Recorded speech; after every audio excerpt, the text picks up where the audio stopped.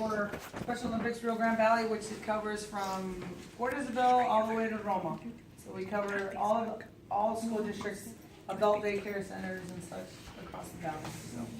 I don't know if any of you have volunteered with, any of you in particular have volunteered with Special Olympics. I know that the student council has volunteered with us for at least 12 years, as long as I've been with Special Olympics. So we know Ms. Messina for years and years ago. The program that we wanted to talk to you about was, it's called Unified, well, in high schools and in middle schools, it's called Unified Champion Schools. I'm gonna pass these out real quick. Take one and just go over.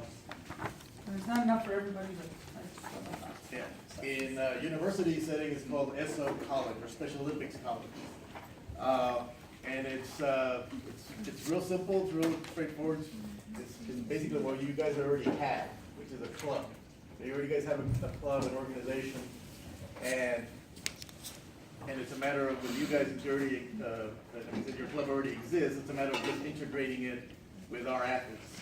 So you'll have do things, instead of just going to volunteering at a Special Olympics event like track and field or basketball or anything else, you guys take more charge of it and you create your own event. Sports have to be a component of it, but it can be anything else. It can be, arts, or you want to go camping, you can go camping or hiking or whatever it is that you guys want to do, but you do it with our athletes. And it's just a matter of integration. That's all it really is. It's not really that complicated. You guys already exist. There's no any more new stuff. It can be separate. Some universities, I know, not here in Texas, but some others, it's completely apart from any other club or organization, and so they have to go through the process of creating a club within a university, and that takes about a year, I think. Well, given that it's Special Olympics, I think they would expedite that process, but usually it takes about a year. It's basically part of the wave that is going on across the country, really across the world, as part of just the movement that we're doing, which is about not just having events that are specifically for people with intellectual disabilities, where they have a one day of or one of event, they show up, they go back home, and that's sort of the end of it. And then they just wait for the other event. Okay. Great. And so then they wait for the other event. What this does is that it affects their lives every single day. And in not just sports, but in every aspect of their lives. And so when they walk into a school, in a high school, let's say, and so before they couldn't go out for sports, right? There was no sports available to them. So Special Olympics comes along and offers them sports. What this does is offers them everything else. That's what this does. It's it just when let's say I call it a high school freshman walks into a high school and he can try out for anything. He wants to be in band, he can be in band. He wants to be in try out for football or basketball, he can do that. He wants to be in theater, he can be in theater. We want the same thing, but with a person with intellectual disabilities. That's it. It's really simple. It's not very exciting, but what it is that it's not the norm, and we want to change the norm. We want that to be normal. We wanted to, the sort of the scenario that I pick is that I like is that a student with let's say Down syndrome, he goes to school and he gets on the bus, the regular bus, not a short bus or anything like that, and all the other people on the bus, other students on the bus, they don't avoid talking to him or anything like that, or they don't make fun of him. They'll just talk and stuff like that, and hang out and just be friends. And they go to school, and so he goes to he's in theater, so he goes and rehearses the play that he's in. Then later on, he goes to a practice that he has because there's a Special Olympic soccer competition he's going to compete in. So he goes practices that afternoon, and then he goes home and his mom asks him, what was your day like? No, it was good. It was normal. That's it. It was perfect. There was nothing new that was like that because that's the way it is. And so that's what we want. But we have to start somewhere. So this is where we start. Now in Texas, there's only one university that does this. It's in Wichita. It's in Wichita Falls, called Midwestern University. So you guys would be the second one in all of Texas. So I know you guys are very, very, very conscious and very, very good with our athletes.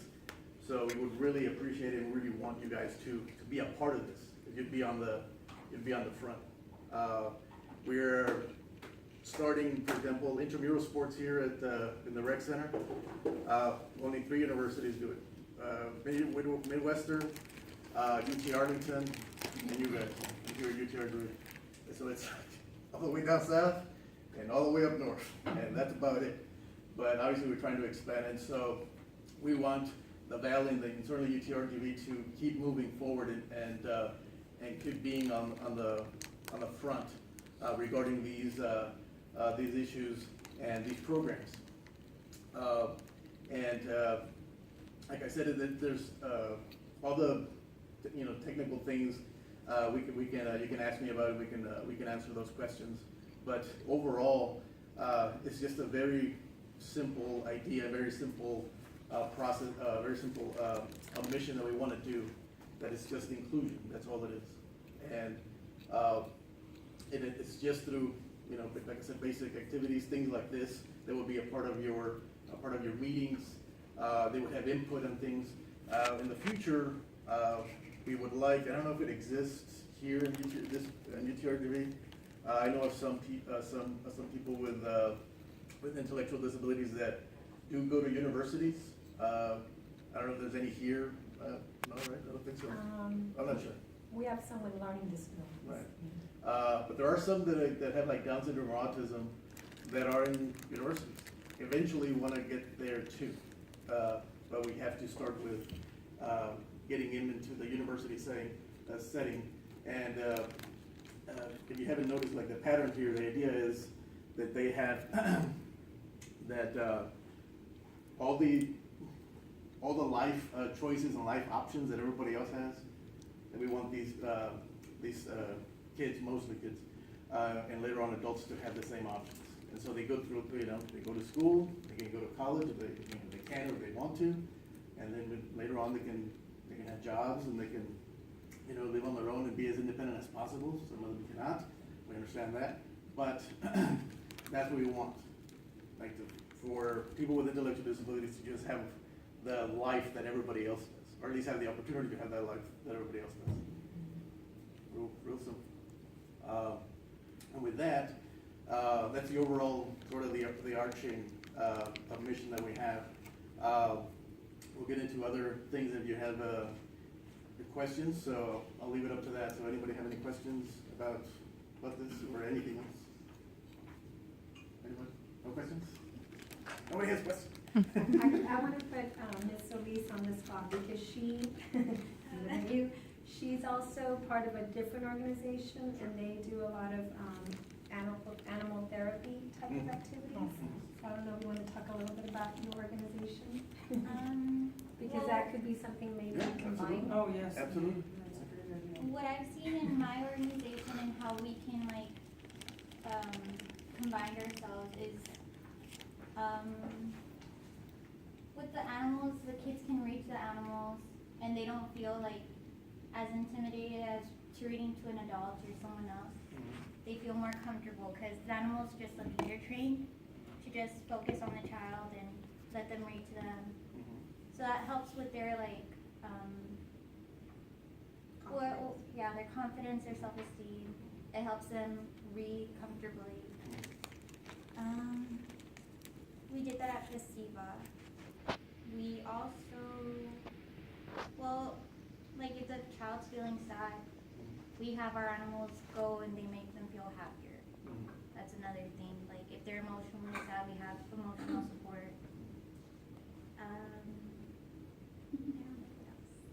I'm just kind of my head is spinning, and maybe it's the NyQuil, but